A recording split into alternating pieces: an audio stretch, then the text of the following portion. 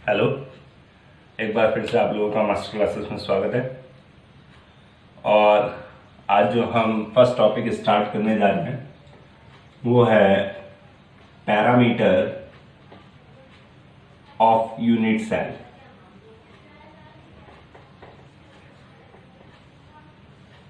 जैसा कि आप लोगों को याद हो, जब हमने यूनिट सेल की बात करी थी तो हमने कहा था कि unit cell is the smallest 3D unit of crystal lattice which if repeated again then its form complete crystal lattice। और जैसे ही हमें यूनिट सेल की बात आई तो हमारे दिमाग में तुरंत एक बॉक्स आ जाना चाहिए। जहां यूनिट सेल की बात आए वहां तुरंत दिमाग में आप एक बॉक्स को इमेज कर लीजिए। अब अगर हम बात करें पैरामीटर की, तो पैरामीटर का मतलब होगा कि जिन चीजों पर हमारी यूनिट सेल का शेप डिपेंड करता है वो हमारे पैरामीटर्स होंगे। तो हमारे पैरामीटर कौन कौन से होते हैं यूनिट सेल के लिए? तो नंबर 1 होता है एक्सियल लेंथ। तो एक्सियल लेंथ क्या है कि हमारे पास जो ये यूनिट सेल है, इस यूनिट सेल की जो साइड्स होती है, मतलब इसको आप लेंथ, ब्रेथ, हाइट बोल सकते हो, वो एक्सियल लेंथ कहलाती है। एक्स एक्सिस के अलोंग जो साइड होती है उसको ए से रिप्रेजेंट किया जाता है। वाई एक्सिस के अलोंग जो साइड होती है उसको बी से रिप्रेजेंट किया जाता है। और जेड एक्सिस के अलोंग जो साइड होती है उसको सी से रिप्रेजेंट किया जाता है। तो हमारे एक्सियल लेंथ कौन कौन सी है? A, B and C. Second parameter है एक्सियल एंगल। तो एक्सियल एंगल क्या है कि जो हमारे साइड है ए, बी और सी, इनके बीच के जो ये एंगल होते हैं, इन एंगल्स को हम एक्सियल एंगल कहते हैं। और हम इनको रिप्रेजेंट करते हैं अल्फा, बीटा, गामा।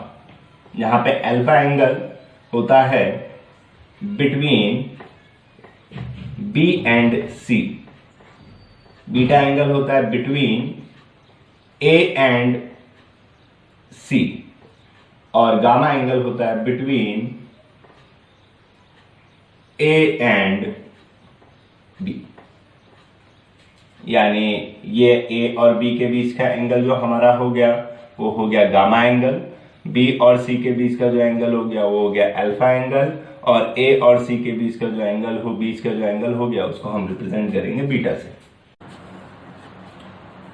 ओके, तो जैसा कि अभी हमने पैरामीटर ऑफ यूनिट सेल पढ़ा, और मैंने कहा था कि पैरामीटर्स वो हैं जिन पर हमारी यूनिट सेल का जो है शेप डिपेंड करता है। तो पैरामीटर्स के बेस पे जो हमारी यूनिट सेल हैं वो 7 शेप की हो सकती हैं, जिनके नाम है cubic, tetragonal, orthorhombic, monoclinic, rhombohedral, hexagonal और ट्राइक्लोनिक। 7 टाइप्स की हो सकती हैं पैरामीटर के बेस पर, और इसको हम 7 क्रिस्टल सिस्टम बोलते हैं। अब अगर क्यूबिक यूनिट सेल की बात की जाए तो क्यूबिक यूनिट सेल में ए, बी और सी तीनों के तीनों आपस में इक्वल होते हैं, और अल्फा, बीटा, गामा तीनों एंगल 90 डिग्री होते हैं। मतलब कुछ इस तरीके से क्यूब, जिसमें लेंथ, ब्रेथ, हाइट तीनों आपस में इक्वल हो और हर एंगल 90 डिग्री का हो, वो क्यूबिक यूनिट सेल होगी। सेकेंड है हमारे पास टेट्रागोनल। तो टेट्रागोनल में ए और बी तो आपस में इक्वल होते हैं बट सी इक्वल नहीं होता। आप ऐसे कह सकते हैं कि लेंथ, ब्रेथ आपस में इक्वल है बट हाइट इक्वल नहीं है, बट तीनों एंगल 90 डिग्री के इक्वल होते हैं। दिखने में कुछ इस तरीके से।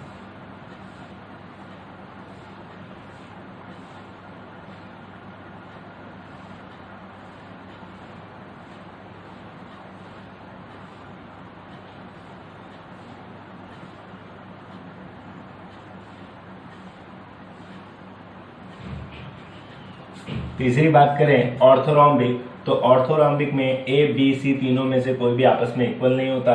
मतलब लेंथ, ब्रेथ, हाइट तीनों इक्वल नहीं है बट तीनों एंगल 90 डिग्री हैं। तो दिखने में कुछ इस तरीके से, कहने का मतलब।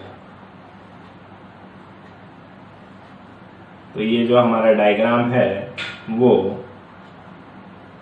ऑर्थोरोम्बिक यूनिट सेल को रिप्रेजेंट करता है।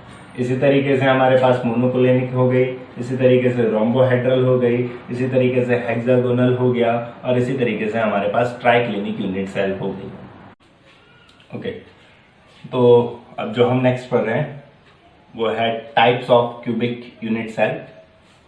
और यहाँ पे हम जो क्यूबिक यूनिट सेल का जो क्लासिफिकेशन है वो इस बेस पे करेंगे कि जो हमारे कंस्टिट्यूएंट पार्टिकल है वो क्यूबिक यूनिट सेल में कहाँ पे प्रेजेंट है। तो इस बेस पर हमने क्यूबिक यूनिट सेल को 3 टाइप्स में क्लासिफाइड किया है, जिसमें से सबसे पहले है हमारे पास सिंपल और primitive cubic unit cell.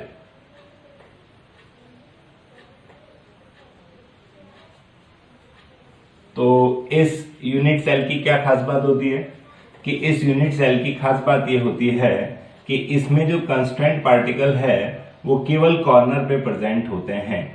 In this unit cell the constraint particle present at the corner. मतलब अगर हमें डायग्राम में दिखाना है तो हम क्या करेंगे, एक क्यूबिक यूनिट सेल बनाएंगे और उसमें कंस्ट्रेंट पार्टिकल को केवल कॉर्नर्स पे दिखा देंगे। तो ये जो डायग्राम है ये सिंपल क्यूबिक यूनिट सेल को रिप्रेजेंट करेगा। सेकंड होती है हमारे पास face centred cubic unit cell, जिसको हम शॉर्ट में FCC भी बोलते हैं, फेस सेंटर्ड क्यूबिक। तो इस क्यूबिक यूनिट सेल की क्या खास बात होती है कि इसमें जो कंस्टेंट पार्टिकल होते हैं वो कॉर्नर के अलावा फेस के सेंटर्ड में प्रेजेंट होते हैं। In this cubic unit cell the constant particle present at the centre of face other than corner. मतलब अगर हमें इस डायग्राम में शो करना है FCC को तो हम एक क्यूब ड्रॉ करेंगे और उसमें कंस्टेंट पार्टिकल को कॉर्नर में तो दिखाएंगे ही, इसके अलावा हम क्या करेंगे, जो ये 6 फेस होते हैं, 6 फेस हैं इस क्यूब के पास, हर फेस के सेंटर्ड में एक कंस्टेंट पार्टिकल लगा देंगे। तो अब ये जो डायग्राम है ये हमारा डायग्राम FCC को रिप्रेजेंट करता है। थर्ड है हमारे पास body centred cubic unit cell. Body centred cubic unit cell. इस यूनिट सेल की क्या खास बात होती है कि इस यूनिट सेल में जो हमारा कंस्टेंट पार्टिकल होता है वो कॉर्नर के अलावा यूनिट सेल के सेंटर में भी पाया जाता है। In this unit cell the constant particle present at the centre of unit cell other than the corner. कहने का मतलब कि अगर मुझे इसको ड्रॉ करना है तो हम क्या करेंगे, सबसे पहले एक क्यूब ड्रॉ कर लेंगे और कंस्टेंट पार्टिकल को कॉर्नर्स पे बनाएंगे, लगा देंगे, और इसके अलावा एक कंस्टेंट पार्टिकल यूनिट सेल के सेंटर में लगा देंगे। तो अब ये जो डायग्राम है वो body centred cubic unit cell को रिप्रेजेंट करता है और इसको हम शॉर्ट में BCC भी बोलते हैं, यानी बॉडी सेंटर्ड क्यूबिक। ओके, अब एक चीज का ध्यान रखिएगा कि अगर आपसे एग्जाम में पूछा जाता है कि टाइप्स ऑफ यूनिट सेल और आपको मेंशन नहीं किया जाता है कि कौन सी यूनिट सेल के टाइप्स को पूछा जा रहा है, तो उस केस में आप लिखेंगे कि यूनिट सेल हमारे पास 4 टाइप की होती है। वो 4 टाइप कौन कौन से? पहला तो है सिंपल, या इसको आपको याद हो प्रिमिटिव यूनिट सेल भी बोलते हैं।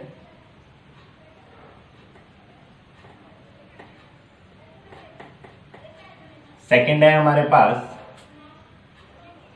फेस सेंटर्ड, जिसमें पार्टिकल कॉर्नर के अलावा फेस के सेंटर्ड में होता था। थर्ड है हमारे पास बॉडी सेंटर्ड, जिसमें हमारा जो कंस्टेंट पार्टिकल होता था वो कॉर्नर के अलावा यूनिट सेल की सेंटर में पाया जाता था। और इसमें एक और चीज लिखोगे, एंड सेंटर्ड यूनिट सेल। अब ये एंड सेंटर्ड यूनिट सेल क्या है? तो इसकी खास बात यह होती है कि इसमें जो कंस्ट्रेंट पार्टिकल होता है वो कॉर्नर में तो प्रेजेंट होता ही होता है, बट यूनिट सेल के किन्हीं दो अपोजिट फेस में भी, अपोजिट फेस के सेंटर्ड में भी प्रेजेंट होता है।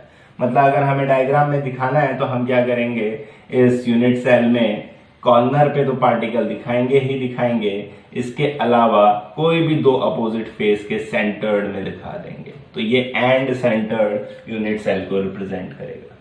इसके अलावा इन तीनों को मिलाकर हम सेंटर्ड यूनिट सेल भी बोलते हैं, या फिर नॉन प्रिमिटिव यूनिट सेल भी बोलते हैं। यूनिट सेल तो आप चाहें तो इस तरीके से भी क्लासिफिकेशन कर सकते हैं कि टाइप्स ऑफ यूनिट सेल हमारे पास दो हो गई, सिंपल यूनिट सेल और सेंटर्ड यूनिट सेल। और फिर सेंटर्ड यूनिट सेल हमारे पास दोबारा से 3 टाइप की होगी, फेस सेंटर्ड, बॉडी सेंटर्ड और एंड सेंटर्ड यूनिट सेल। अच्छा, एक छोटी सी बात, अगर आपसे एक पर्टिकुलर सेंटर्ड यूनिट सेल की डेफिनेशन पूछ ली जाए तो सेंटर्ड यूनिट सेल क्या होगा कि इसमें जो पार्टिकल होंगे वो कॉर्नर पे तो प्रेजेंट होंगे ही, बट कॉर्नर के अलावा किसी अदर पोजीशन, अदर लोकेशन पे भी प्रेजेंट हो सकते हैं। और वो कहाँ कहाँ हो सकता है? फेस के सेंटर्ड में हो सकता है, वो यूनिट सेल के सेंटर में हो सकता है। तो इस तरीके से आप सेंटर्ड यूनिट सेल की डेफिनेशन लिखेंगे। तो एक बार फिर से जरा इस चार्ट को दोबारा से हम जरा देख लेते हैं। अभी आप लोगों ने जैसे क्यूबिक यूनिट सेल के टाइप्स पढ़े थे, और वो टाइप्स इस बेस पे थे कि उसमें कंस्ट्रेंट पार्टिकल कहाँ पर प्रेजेंट है। तो ठीक उसी तरीके से हमारे पास जो अदर यूनिट सेल है हम उनको भी क्लासिफाइड कर सकते हैं। किसके बेस पर? कि कंस्ट्रेंट पार्टिकल की पोजीशन कहाँ पे है। तो एक बार मैं जरा उनके टाइप्स बता देता हूँ सभी के टाइप्स। तो क्यूबिक यूनिट सेल 3 टाइप्स की थी, simple, face and body centred. अगर हम टेट्रागोनल यूनिट सेल की बात करें तो टेट्रागोनल यूनिट सेल 2 टाइप की होती हैं, सिंपल एंड बॉडी सेंटर्ड। अगर हम ऑर्थोरोम्बिक की बात करें तो ऑर्थोरोम्बिक 4 टाइप की होती हैं, simple, body centred, face centred, और इसमें एक और टाइप आ जाता है जिसको हम कहते हैं end centred unit cell. Monoclinic की बात करें तो मोनोक्लिनिक 2 टाइप्स की होती है, सिंपल और एंड सेंटर्ड। और बाकी जो 3 बचे, rhombohedral, hexagonal, triclinic unit cell, उन्हें हम, वो जो हमारे पास हैं वो सब 1 टाइप की होती हैं, एक सिंपल, ये भी सिंपल और ये भी सिंपल। और अगर आप इनको काउंट करें तो ये होंगी 1 2 3 4 5 6 7 8 9 10 11 12 13 14। तो ये पाया जाता है कि हमारे पास कोई भी क्रिस्टल हो उसके अंदर इन 14 में से ही कोई एक टाइप की एक टाइप की यूनिट सेल प्रेजेंट होती है, और इन्हें हम कहते हैं ब्रेविस लैटिस।